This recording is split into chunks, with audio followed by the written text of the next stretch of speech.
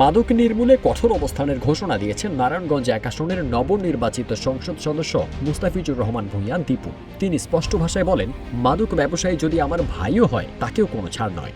আমার যদি রক্তের ভাইও থাকে, তাকে যদি আইনের আওতায় যাতে নেওয়া হয়। কারণ এই ড্রাগসটাকে যদি না শেষ করা হয় রূপগঞ্জ থেকে, তাহলে নতুন জেনারেশনের আপনার প্রতিটি বাসায় বাসায় আপনার ড্রাগসের সমস্যাটা দেখা দিচ্ছে। ২৪ ফেব্রুয়ারি রূপগঞ্জ উপজেলা মিলনায়তনে সকল দপ্তরের কর্মকর্তাদের সঙ্গে মতবিনিময় সভা ও সংবর্ধনা অনুষ্ঠানে তিনি কথা বলেন। অনুষ্ঠানে উপজেলা প্রশাসনের বিভিন্ন দপ্তরের কর্মকর্তা ও ইউনিয়ন পরিষদের চেয়ারম্যানরা নবনির্বাচিত সংসদ সদস্যকে ফুলেল শুভেচ্ছা জানান। সভায় উপজেলা নির্বাহী কর্মকর্তা ও সিনিয়র সহকারী পুলিশ সুপার সহ বিভিন্ন দপ্তরের কর্মকর্তা, বীর মুক্তিযোদ্ধা ও সাংবাদিকরা উপস্থিত ছিলেন। বক্তব্যে দীপু ভূঁইয়া বলেন, জনগণ তাকে নির্বাচিত করেছেন, মানুষ তাকে এলাকার উন্নয়ন ও সেবার দায়িত্ব দিয়েছেন। সেই উন্নয়ন কাজ এগিয়ে নিতে সবার সহযোগিতা চান তিনি। মাদককে রূপগঞ্জ উপজেলার প্রধান সমস্যা উল্লেখ করে দীপু সংশ্লিষ্ট সকলকে কঠোর অবস্থানে থাকার আহ্বান জানান। মাদক নির্মূলে পুলিশকে সর্বাত্মক ব্যবস্থা নেওয়ার নির্দেশ দিয়ে বলেন, এ ব্যাপারে কোনো আপোষ হবে না।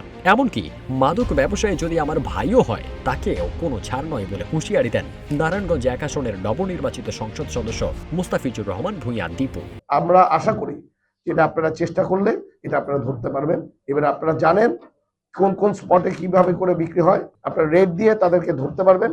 এবার আপনারা এটা ধরা, এখানে হাতে গোনা কিছু মানুষ এখানে ইনভলভ, আপনারা এটা আইনের আওতায় নিয়ে আসবেন। এটা আমরা সকলে মিলে, আমাদের সকলের দাবি একটি জিনিস, যে ড্রাগসটাকে আমাদের থেকে রূপগঞ্জ থেকে মুক্ত, এটি ড্রাগস মুক্ত একটি রূপগঞ্জ আমাদের করে দেয়। উপজেলা শিক্ষা ব্যবস্থার উন্নয়নে প্রয়োজনীয় সব উদ্যোগ নেওয়ার আশ্বাস দিয়ে তিনি বলেন, বিভিন্ন দপ্তরের কর্মকর্তা কর্মচারীদের কোনো সমস্যা থাকলে তা সরাসরি তাকে জানাতে এবং সভায় উপস্থিত কর্মকর্তারা এলাকার বিভিন্ন সমস্যা ও দাবি তুলে ধরেন দীপুর কাছে। যাতে টিচাররাও যাতে নতুন যেই সিলেবাসটা আছে এই সিলেবাসটাকে শিখে যাতে তারা সামনের দিকে যাতে আগাতে পারে, এটা আমি আশা করব যে আমরা সকলে মিলে এই কাজটা করার চেষ্টা করবো। কারণ শিক্ষা ব্যবস্থাটাকে যদি ভালো করা যায় তাহলে অনেক দূর আমরা সামনের দিকে এগিয়ে যেতে পারবো। এছাড়া গত ১৭ বছর দখল হয়ে যাওয়া সরকারি খালগুলো দ্রুত পুনরুদ্ধারের উদ্যোগ নেওয়া হবে বলেও জানান তিনি। সবশেষে দীপু বলেন, সবাইকে সাথে নিয়ে রূপগঞ্জে উন্নয়নমূলক কাজ এগিয়ে নিতে চান, তবে মাদক ইস্যুতে তার অবস্থান স্পষ্ট। অপরাধী যেই হোক, কোনো ছাড় নয়।